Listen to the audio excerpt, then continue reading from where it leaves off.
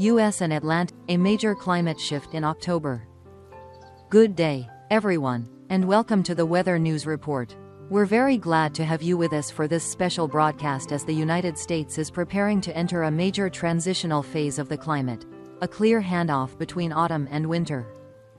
In today's program, we'll look at the major weather changes now unfolding across the U.S., and we'll also track the latest developments from the Atlantic and Caribbean, where tropical systems are once again beginning to organize after a quiet week. U.S. Overview.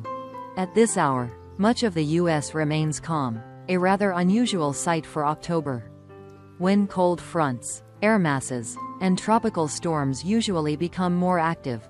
Across the Great Plains, thin clouds stretch over parts of Wisconsin down to Kansas, bringing only scattered light showers.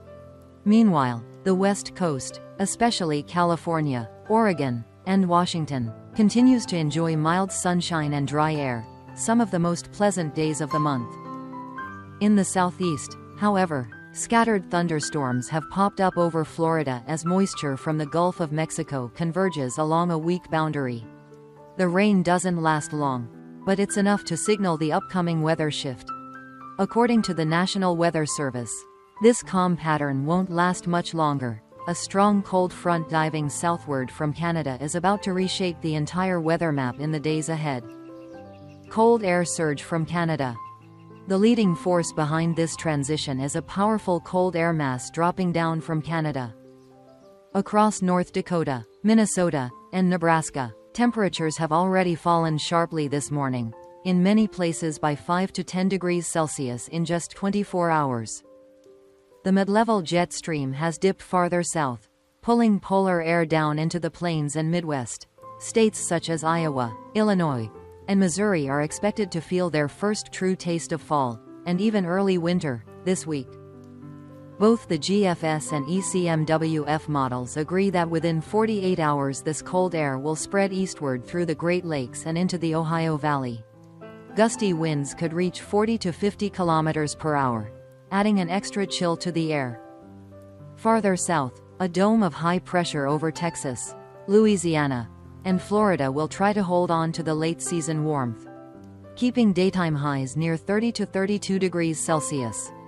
However, when that warm air clashes with the Canadian chill aloft, a sharp transition zone will form, producing a complex mix of sunshine, showers, and even early snow in the Rockies. Strong temperature swings. One striking feature of this setup is the large temperature contrast across the country. Right now, the difference between the central and southern states exceeds 20 degrees Celsius, Nebraska near 12 to 13 degrees Celsius, while Oklahoma City sits around 33 degrees Celsius. Such a sharp contrast marks the presence of a developing frontal boundary, a classic recipe for unstable, sometimes extreme, weather. From Tuesday through Thursday, the cold air will push deeper south, dropping daytime highs in Georgia, Alabama, and South Carolina to only 17 to 20 degrees Celsius. By the weekend, warm air from the southwest will rebound northward, bringing another surge of heat to the Midwest, possibly breaking October records with highs of 33 to 35 degrees Celsius. At the same time, a new cold system is expected to arrive in the Pacific Northwest, bringing mountain snow to the Rockies and cooler air to California, Oregon, and Washington.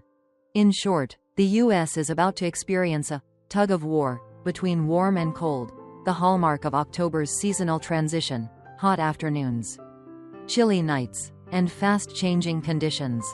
Rain and wind threats. Along with the temperature swings come rounds of rain and gusty winds.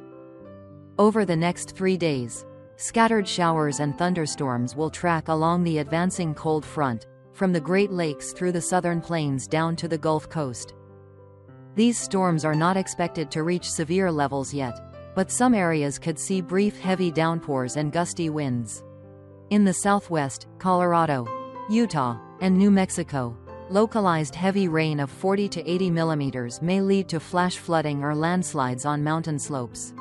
Local authorities have issued travel advisories for mountain roads. In Florida, rain remains the main story.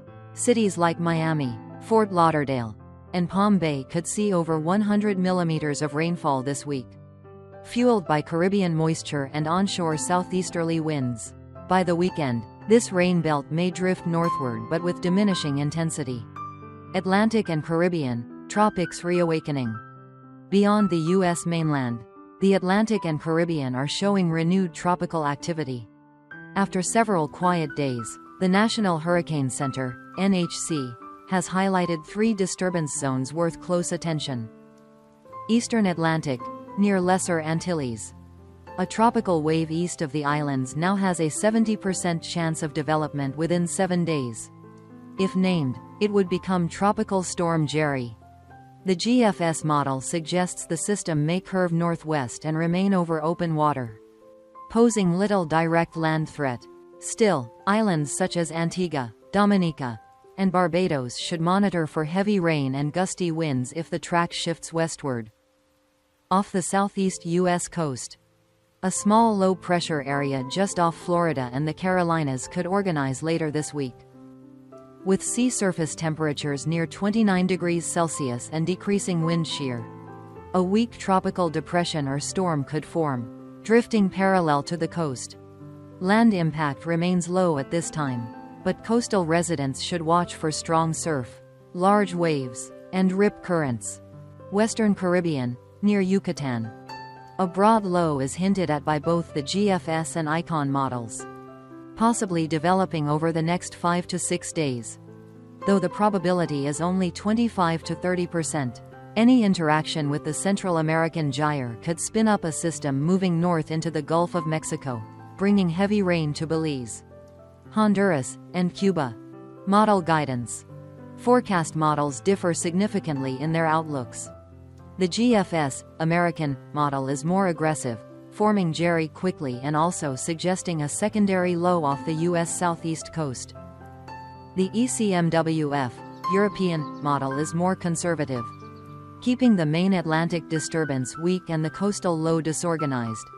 The ICON, German, model takes a middle ground, acknowledging a weak coastal swirl but no major system. Meteorologists note that this overall uptick in activity fits with a broader climate signal. The Madden-Julian Oscillation, MJO, is transitioning from its suppressed phase, sinking, to an active phase, rising, which promotes convection and tropical development, particularly across the Caribbean and Eastern Atlantic. 7 to 10 day outlook. Looking ahead. Western U.S., turning colder with mountain snow over the Rockies. Midwest and Plains, wide temperature swings, chilly early week, hot by the weekend. Southeast and East Coast, increasing rain chances, especially from Florida to the Carolinas, with potential influence from a weak coastal system.